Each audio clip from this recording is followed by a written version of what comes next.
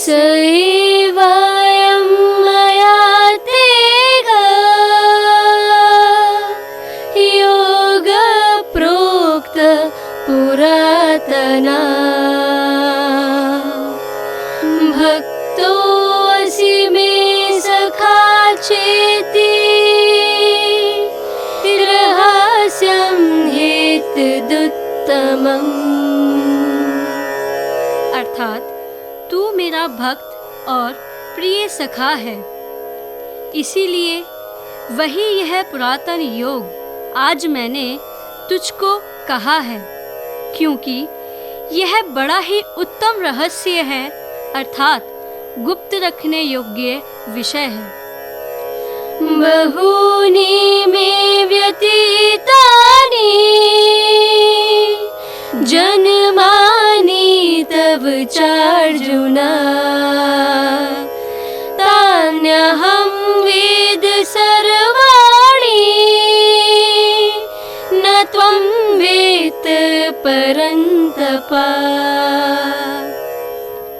अर्थात श्री भगवान बोले, हे परंतप अर्जुन, मेरे और तेरे बहुत से जन्म हो चुके हैं, उन सबको तू नहीं जानता, किंतु मैं जानता हूँ। अजोऽपि संव्ययात्मा भूतानामीश्वरोऽपि सन् प्रकृतिं स्वामधिष्ठाय संभवाम्यात्ममायया। अर्थात मैं अजन्मा और अविनाशी स्वरूप होते हुए भी तथा समस्त प्राणियों का ईश्वर होते हुए भी अपनी प्रकृति को अधीन करके अपनी योगमाया से प्रकट होता हूँ। यदा यदा हि धर्मस्य ग्लानिर्भवति भारत अभ्युत्थानं धर्मस्य तदात्मानं सृजाम्यहम्।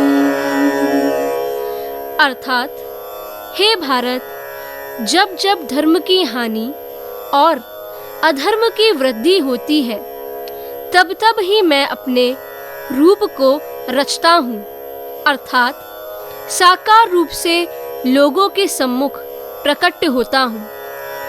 परित्राणाय साधूनां विनाशाय च दुष्कृता धर्म संस्थापनार्थाय संभवामि युगे युगे। अर्थात साधु पुरुषों का उद्धार करने के लिए, पाप कर्म करने वालों का विनाश करने के लिए और धर्म की अच्छी तरह से स्थापना करने के लिए मैं युग युग में प्रकट होता हूँ। वीतराग भया क्रोधा मन्मया मामुपाश्रिता बहवो ज्ञान तपसा पूता मद्भवमागता। अर्थात पहले भी जिनके राग, भय और क्रोध सर्वथा नष्ट हो गए थे और जो मुझ में अनन्य प्रेम पूर्वक स्थित रहते थे, ऐसे मेरे आश्रित रहने वाले बहुत से भक्त उपप्रयुक्त ज्ञान रूप तप से पवित्र होकर मेरे स्वरूप को प्राप्त हो चुके हैं। कर्मण्येवाधिकारस्ते मा फलेषु कदाचन मा कर्मफलहेतुर्भूः मा ते सङ्गोऽस्व कर्मणि मा ते सङ्गोऽस्व कर्मणि।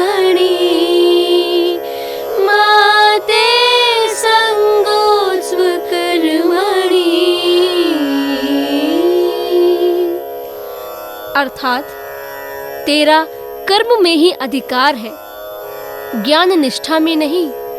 वहाँ कर्म करते हुए तेरा फल में कभी भी अधिकार ना हो, अर्थात तुझे किसी भी अवस्था में कर्म फल की इच्छा नहीं होनी चाहिए।